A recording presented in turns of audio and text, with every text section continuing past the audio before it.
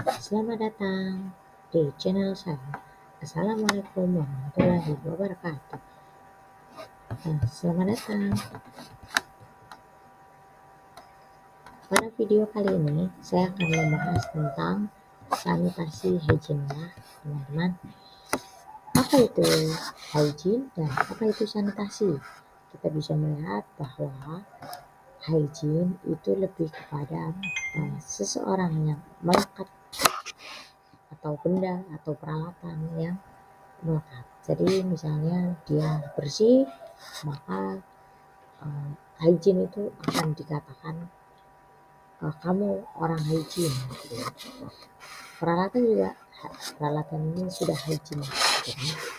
Dan kalau sanitasi ini lebih kepada apa fasilitas apa yang membuat semua bakteri tadi mati gitu. Jadi ada beberapa fasilitas yang membuat supaya mati, sehingga kita bisa temukan kata sanitizer atau bagaimana lingkungan sanitasi.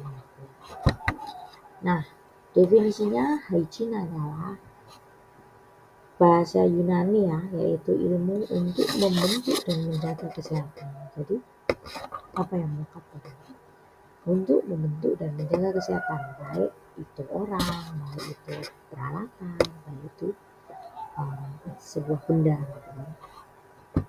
Kemudian kata lain, hygiene itu adalah bagaimana cara-cara untuk mempertahankan kesehatan jasmani, rohani, dan juga sosial untuk mencapai tingkat kesejahteraan yang lebih tinggi. Jadi misal kita membuat restoran gitu dengan hygiene sanitasi yang tinggi, tentu saja akan memiliki tingkatan sosial juga ya di sana, dan sekaligus juga rohani ya, bagaimana seseorang yang bisa menjaga kebersihan, maka kemungkinan rohaninya juga lebih bersih, dan sosialnya juga akan meningkat secara bersamaan. Seperti misalnya restoran, kalau restoran yang di pinggir jalan sama restoran yang benar-benar bad hygiene diutamakan, maka harganya pun akan berbeda, tingkatan pun akan berbeda ya, lebih tinggi. Nah, pengertian lainnya adalah hygiene merupakan suatu pencegahan penyakit. Kalau tadi bagaimana cara agar kita sehat, atau kita bisa mengatakan bahwa dengan hygiene kita dapat mencegah penyakit pada usaha kesehatan perseorangan serta lingkungan tempat orang berada. Pada di mana seseorang, makanan, tempat kerja, peralatan ya, ini yang saya katakan tadi bahwa tidak hanya seseorang yang hygiene, makanan pun harus hygiene, tempat kerja hygiene, peralatan aman dan bebas pencemaran yang diakibatkan oleh beberapa hewan ya, bakteri, serangga, binatang lainnya. Kalau hygiene, sebuah restoran yang hygiene gitu ya, tentunya seseorangnya akan memiliki hygiene juga, tempat kerjanya juga terlihat bersih, tidak ada binatang-binatang atau serangga atau bakteri yang banyak tercemar di situ. Ini yang namanya dikatakan hygiene, itu sesuatu yang menempel pada sesuatu tersebut ya, itu yang menjadi simbol ya. Kemudian hygiene menurut Brown ya, bagaimana caranya agar orang memelihara dan melindungi kesehatan, hampir sama dengan yang sebelumnya ya. Kemudian menurut Chris, ada hygiene adalah suatu ilmu kesehatan ya. Jadi ada yang mengatakan bahwa mencapai kesehatan juga menjadi faktor ya, menjadi mencegah penyakit dengan sehat tadi. Maka yang terakhir ini adalah ilmu kesehatan yang mendorong adanya kehidupan yang lebih baik. Nah, kemudian kebersihan diri ya. Hygiene itu kan tadi melekat ya pada personal atau pada benda atau pada lingkungan tempat kerja gitu. Nah, di sini bagaimana personal hygiene itu bisa dikatakan ketika ya, rambutnya tidak cacaan, tangannya bersih, tidak ada luka yang terlihat ya, walaupun ada luka itu juga ditutup dengan rapi. Membiasakan untuk hidup bersih, dengan bersih, batuk itu juga tidak sembarangan. Cuci tangan kembali. Pastikan pakaian dan aturannya bersih juga, dan jangan memindahkan makanan jika sedang sakit. Jadi jangan sampai kalau lagi sakit itu menyiapkan hidangan tanpa pelindung gitu ya, APD. Nah, kemudian kita masuk ke sanitasi. Sanitasi itu adalah cara bagaimana tadi hygiene itu terpenuhi gitu. Kalau misalnya ya, ada tempat itu dikatakan hygiene itu karena apa? Karena di sana ada wastafel ya, salah satu cirinya ada wastafel, ada kamar mandi gitu. Nah, itu cara mengingat perbedaan hygiene dan sanitasi. Sanitasi adalah suatu usaha pencegahan penyakit yang menitik beratkan pada upaya kesehatan lingkungan hidup manusia. Jadi bagaimana seseorang itu mengupayakan agar hygiene itu terpenuhi, agar kesehatan itu terpenuhi. Jadi nama lain hygiene memang lebih kepada kesehatan dan pencegahan. Kalau sanitasi ini lebih kepada fasilitasnya untuk mencapai hygiene. Oke. Kemudian ada upaya menjaga pemeliharaan agar seseorang makanan, tempat kerja, peralatan bebas dari pencemaran. Maka di situ perlu kan adanya air yang bersih. Sanitasi itu airnya dari mana? Sanitasi juga bisa dikatakan cara mengawasi masyarakat ya. Menurut Dr. Azril Azwar, MPH, sanitasi adalah cara pengawasan masyarakat yang menitik beratkan kepada pengawasan faktor lingkungan yang mempengaruhi tingkat kesehatan. Jadi dengan melihat sanitasinya, maka kita bisa melihat masyarakat itu kesehatannya bagaimana gitu kan. Kalau kita tahu bahwa masyarakat tersebut mengambil airnya itu dari sungai, maka derajat kesehatannya tentu berbeda dengan lingkungan atau kampung yang menggunakan air pump atau bahkan menggunakan air sumur, air gunung yang lebih bersih gitu. Maka derajat kesehatannya pun akan terlihat. Kemudian menurut Hopkins ya, sanitasi adalah cara pengawasan terhadap faktor-faktor lingkungan yang mempengaruhi terhadap lingkungan. Jadi sanitasi lebih ditujukan kepada lingkungan atau fasilitas di dalam lingkungan, sedangkan hygiene ditujukan kepada orang. Ya, tidak hanya itu, juga benda, juga tempat kerja. Dan manfaatnya kita tahu bahwa sesuatu tempat itu ada sanitasinya. Itu yang pertama adalah bagaimana mencegah penyakit. Tentu yang kedua bagaimana mencegah kecelakaan ya. Jadi mencegah timbulnya bau tidak sedap itu dengan adanya air, udara yang bersih gitu ya kan. Kecelakaan misalnya di sana tempat restorannya itu tidak dekat dengan tempat-tempat limbah ya atau pabrik gitu kan, atau nanti di situ ada asap dan lain-lain, itu akan menyebabkan pencemaran baik dari airnya, baik mungkin juga bisa menjadi kecelakaan tadi ya. Kemudian mengurangi orang sakit ya, mengurangi jumlah kesakitan ya, di sekitar tempat makanan. Lingkungan menjadi bersih tentunya ya dengan adanya sanitasi, sehat, nyaman ya. Lanjut, tujuannya diadakan ya usaha hygiene sanitasi adalah tentu aja dari pengertian hygiene tadi, yaitu mencegah. Sanitasi juga ya, dari tujuannya yaitu mencegah berbagai penyakit, keracunan, gangguan kesehatan akibat dari interaksi faktor tadi di lingkungan hidup. Nah, kemudian ruang lingkup sanitasi hygiene ya.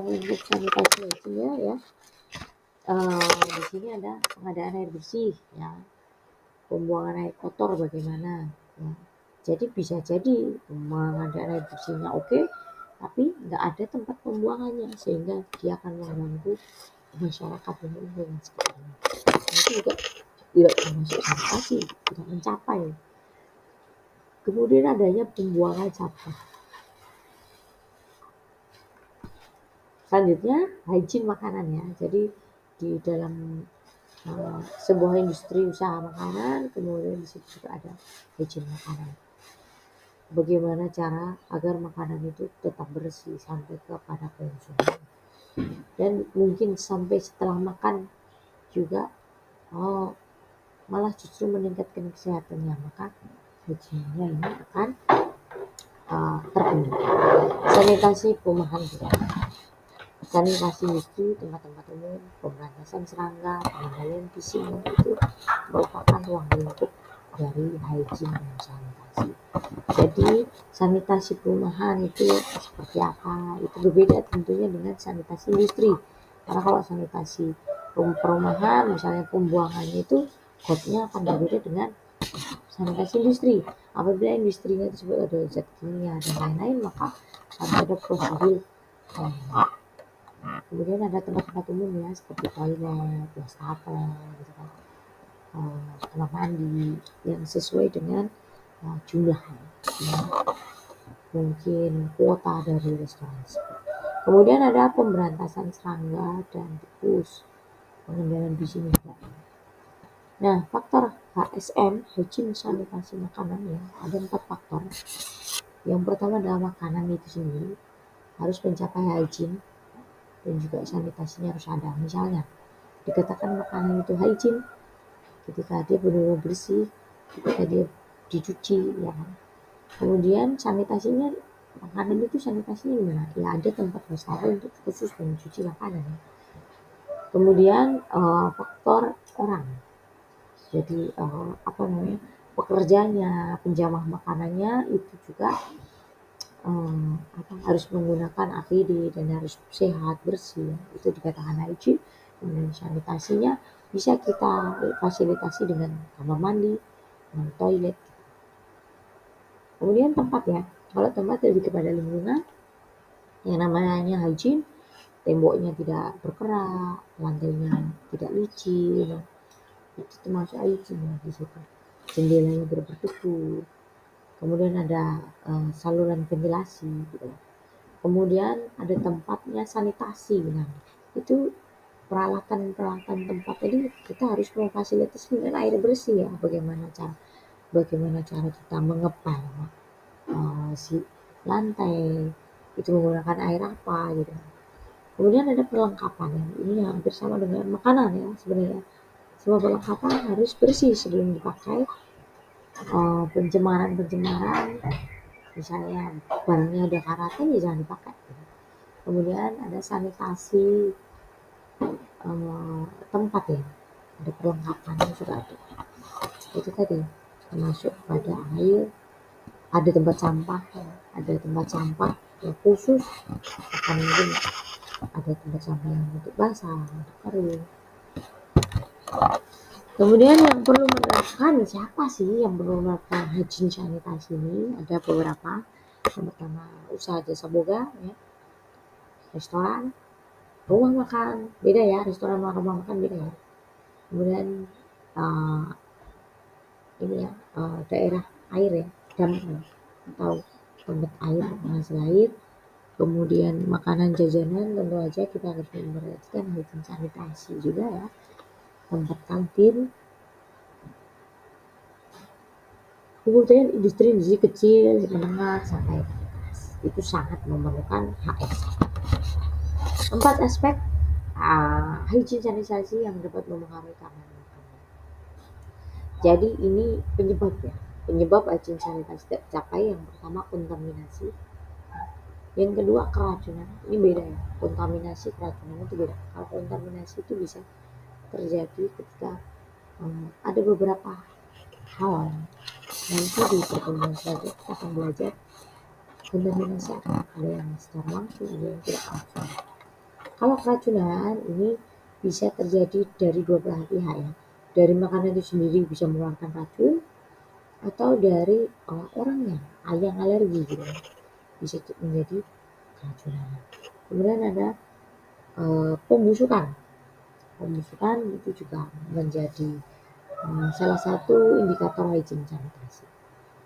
Kemudian pemalsuan, ini jelas banget, ya, kalau namanya palsu itu sangat berbahaya, tentu saja tidak aman. Nah, ini tadi udah kita ungkapin, ya, bahwa Sanitasi makanan itu untuk mencegah penularan, mencegah peredaran produk makanan yang merugikan dan mengurangi tingkat kerusakan. Karena adanya tempat sanitasi dengan sanitasi yang baik. Tujuan sanitasi itu sendiri adalah ini: mengamankan makanan, mencegah penularan, mencegah peredaran, dan mengurangi tingkat kerusakan. Ini contoh dari ini contoh dari keamanan makanan yang tidak tercapai, yaitu siswa SD jumlahnya 111 ini bisa keracunan makanan karena makanan yang terkontaminasi atau memang beracun ya. Belasan anak awut keracunan sate usus. Kan bahaya, mungkin sate ususnya juga nggak dibersihin atau bagaimana, dianggapnya atau cara memasaknya juga bisa menjadi beracun, misalnya dicampur pakai apa gitu. Ini sangat mengerikan kalau kita nggak menemukan HSM. HSM itu sendiri upaya dari pengamanan bahan makanan. Bahkan sebelum diolah itu harus diterapkan pengamanan makanan, misalnya dia disimpan di tempat yang benar-benar rapat, benar-benar sesuai, agar seperti tikus, serangga itu tidak masuk pada saat keamanan bahan makanan, penyimpanan bahan makanan juga ya. Kemudian pengamanan makanan ini lebih kepada produknya, misalnya produknya ini kalau kentang masih hijau ini masih belum matang gitu kan, itu bahaya misalnya. Maka ini juga perlu disortir ya, perlu diawasi. Penyimpanan juga yang saya katakan tadi. Kemudian pengolahan, jadi prinsipnya ada pada pengolahan juga, pengangkutan ya, waktu mengantarkan, penyimpanan makanan yang jadi ya, maksudnya ini ya. Kalau yang tadi kan penyimpanan bahan makanan, yang ini bahan makanan jadi sampai kepada penyajian. Nah, upayanya untuk mencegah ya, upaya pengamanan itu mencegah kerusakan bahan bakunya sendiri ya, biar nggak tercemar. Kemudian tingkat kematangan juga sesuai, bebas dari pencemaran tahap proses berikutnya ya, misalnya kalau bayam nggak bisa ya kita jangan dipanaskan. Bebas dari adanya perubahan fisik dan bebas dari mikroorganisme. Jadi ini yang disebut pengamanan makanan, lebih pada bahan makanan sebelumnya. Kemudian penyimpanan bahan mentah ini, bahan mentah maksudnya di sini kita harus memperhatikan suhu kelembapan ya, agar tidak rusak. Misalnya kita punya santan ya jangan dikasih di freezer. Kalau mau digunakan sih langsung dikasih aja di kulkas. Tapi kalau kita nggak digunakan, kita kasih ke freezer maksudnya gitu. Jadi bukan terus langsung di freezer, tapi kalau kita menunggu sehari 2 hari ya masukkan freezer, karena dia akan rusak ketika dimasukkan ke refrigerator. Ini contohnya. Kemudian kerusakan bahan makanan itu sendiri ada beberapa ya. Yang pertama biologis dan mikroorganisme ya. Biologis itu lebih kepada makhluk hidup ya, misalnya ular, serangga, tikus. Mikroorganisme itu lebih kepada bakteri, jamur. Jadi mereka sesuatu yang berbeda. Kemudian kerusakan fisik dan mekanis itu beda ya. Kalau fisik itu lebih kepada lebih kepada memang bahan itu sendiri sudah rusak atau tempat penyimpanan yang menjadi penyebab dia rusak. Itu bisa secara fisik. Kemudian mekanis itu perlakuannya, misalnya dia kejedot, dijatuh gitu. Kemudian kerusakan kimiawi, reaksi kimia yang berlangsung dalam bahan makanan pencoklatan gitu. Jadi dia misalnya brownies gitu, lama-lama brownies lama-lama beracun bisa aja ya. Jadi itu kerusakan ilmiah dari sebuah bahan. Nah ini before after ya, jadi kita harus menerapkan keamanan penyimpanan itu sesuai dengan suhu, sesuai dengan jenis makanan. Kemudian upaya pengolahan makanan, ini upayanya ya sebelum kalau di penyimpanan ini sebelum pengolahan itu kita harus tahu penjama makanan itu harus ngapain, harus gimana. Kemudian cara pengolahan juga dia harus bagaimana, misalnya menggunakan sarung tangan, kita packaging menggunakan APD juga ya, masker, celemek, ya, topi set gitu kan. Itu apa? Untuk mencegah kontaminasi terhadap makanan. Kemudian tempat pengolahan makanan juga harus tertata rapi, harus sesuai syarat konstruksi. Kemudian peralatan makanan tidak berkarat ya, mudah dibersihkan. Dan orangnya juga harus cuci tangan selalu ya, sering-sering ini ya. Nah ini kita bisa lihat ya bagaimana hygiene sanitasinya. Kalau yang kanan ini kita bisa lihat gambarnya, dan ini tidak hanya untuk mencegah kesehatan tapi juga kecelakaan. ASN yang berbagai sudut pandang dari personalnya, lingkungannya, pelayanannya. Kemudian upaya pengangkutan, bagaimana kita mengangkut makanan tersebut ya, misalnya es, itu tentunya akan berbeda dengan ketika kita mengangkut nasi atau bahkan kue gitu ya. Itu hal yang berbeda. Kita harus benar cara mengangkut sampai ke upaya penyimpanan makanan ini juga ya. Jadi bagaimana makanan yang telah dimasak itu gara-gara kita nyimpannya salah ini bisa menjadi rusaknya. Makanan yang disimpan diberi tutup, lantai meja digunakan menyimpan harus dibersihkan ya setelah kita masak. Kita harus bersihkan, kenapa? Nanti banyak sekali semut, mungkin kecoa, mungkin juga sampai tikus ya datang karena kita nggak membersihkan tempatnya, sehingga tempatnya menjadi tempat penyimpanan juga menjadi kotor, dan itu akan menjadi penyebab kontaminasi. Kemudian makanan yang tidak boleh disimpan dekat saluran air limbah, makanan yang disajikan sebelum diolah harus dicuci ya dengan air hangat. Misalnya makanan yang dipakai dengan kantong yang jangan dekat dengan air tempat basah, jadi juga tempat menyimpan makanan itu ya jangan sembarangan gitu. Itu akan menguntungkan gitu. Pada itu ya makanan ini nggak bisa sampai suhu sekian, makanan ini harus di suhu -5 misalnya, seperti itu. Kemudian ada upaya penyajian ya, penyajian makanan yang siap konsumsi, apa caranya dalam penyajian makanan, pelayanan menghias, merapikan makanan. Ini harus benar, jangan dicampur-campur. Jangan juga tempatnya sembarangan, tempat makanan itu biasa. Baik, terima kasih. Sampai jumpa lagi pada video berikutnya. Assalamualaikum warahmatullahi wabarakatuh.